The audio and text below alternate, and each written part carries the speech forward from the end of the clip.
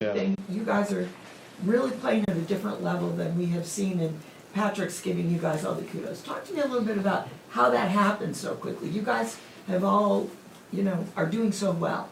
Tell me some of the reasons for that you see in practice and camp. Well, I think I love the saying, it goes speed of the leader, speed of the pack, and I think it starts with Spags, obviously. But we've got great player leadership as well. Guys with experience in the system. And so when you have guys, I think they had a lot of young guys playing, a lot of rookies last year. So you got guys second year in the system, older guys who have experience in the system. And when you can kind of create that cohesiveness in terms of communication, I think you get a real good chance to play some good football. Go ahead.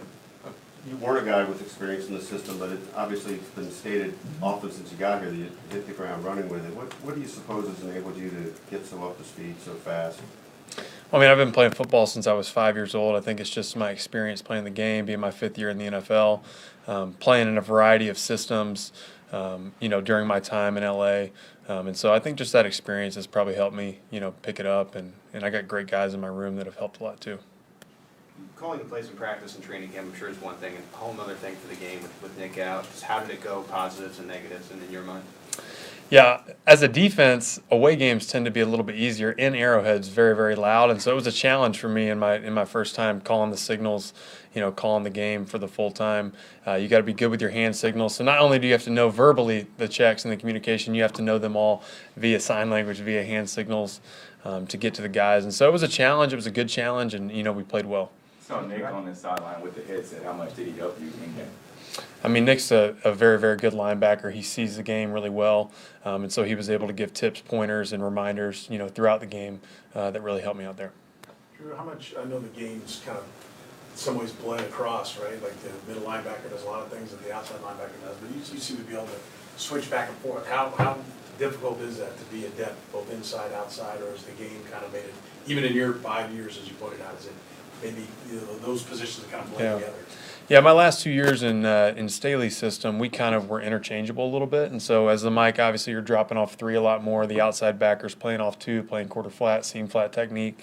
So I was able to play both of those techniques. So I think, being able to do that's been able to allow me to play Mike in the system, allows me to play Buck and Will, allows me to play Sam. And so, again, that football experience, I think, has helped with that.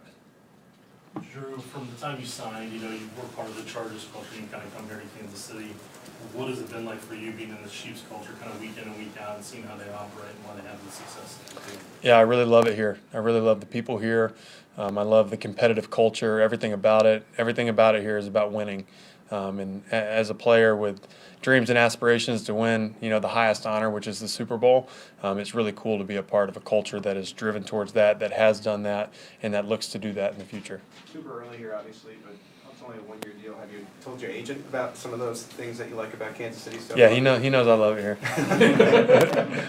Drew, when you look at the Jets, we were expecting Aaron Rodgers, finally the big Aaron Rodgers versus Mahomes. What do you see that is different now since he's not there? And what are you kind of preparing for with the Jets? Yeah, I think when you look at the Jets, right, you've got a defense that is outstanding. You've got special teams that are outstanding. They win the game week 1 versus Buffalo on special teams with that punt return. And then you've got an offense who's entering the season, right, with a quarterback kind of in the driver's seat, developing a system around him, and then boom, fourth play of the game. They have to totally pivot to a quarterback with totally different skill sets, totally different experience. And so, they're in a position where they're trying to find that identity on offense. And we got to go in there and play consistent defense. We can't allow them to get that footing. They've got really, really good personnel, offensive line, at receiver, running backs. And so they're going to be a challenge, and we're going to have to defend them for 4 quarters or however long the game goes, and it's going to be a good one. Drew, you've spoken a lot about chess over your lifetime. How much has chess helped you play the game of football? So you obviously go into every game with like a game plan. I think I maybe touched on this a little bit in training camp, but everybody has a game plan, and then it most certainly and most often does not go according to plan. And so the other team, the opponent does something that you weren't expecting. And a lot of times that's how chess goes. You have an opening, you have something you have to adjust mid-game, you have to adjust end-game to try and win the thing. Fun fact, Wes Schweitzer, who's one of their offensive linemen, I played him in the first round of the Chess.com Blitz Champs back in the summer. So it'll be cool to see him, but funny thread there. You finally got a chance to play with Chris Jones. What's it like playing linebacker behind a guy like that?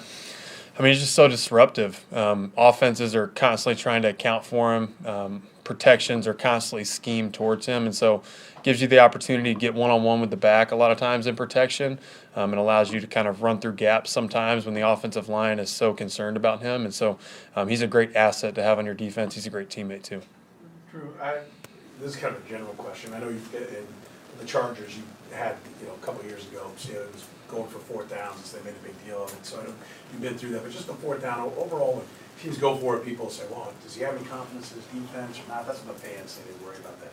You're a defensive guy, like if your team does or doesn't go for fourth down with the offense on a certain time, does that send any message to you guys, or are you too busy worrying about, like you just said, changes in the chess match, and when it's your turn to run out there, you run out there, or is it play a mental game? I mean, I think there's two sides of the coin. I think you always believe in yourself as a defense that you're going to go out there and get that stop. I think you also believe in your offense to get a yard or get 6 inches or get whatever it's going to be. And so as a player, honestly, you're not thinking about it too much. You're not thinking like, wow, the coach doesn't believe in us or anything like that. You're just doing whatever you can and trusting that your head coach is going to make the right decision in that moment. That's what he's paid to do. And I know certainly here, whatever decision Andy makes, going forward on 4th and 25 versus Detroit, like we're all in. Like this guy's won Super Bowls. This guy knows what he's doing. And so he's going to make the best decision for a football team. Couple more. Drew, being in a couple of games now with Steve Spagnuolo, what's kind of the fun parts of operating and kind of running in the system? Well, I love Spags. Is just he's even keel. He's neither high nor low. He's just constant. He's steady. You know what you're getting with him. The in-game adjustments, the halftime adjustments are brilliant. They're quick. They're easy. They're digestible in terms of as a player trying to go in and make second half adjustments. And so I've just loved how smooth the operation is. The communication's oiled up. It's really good. And it's just been really effective through 3 games.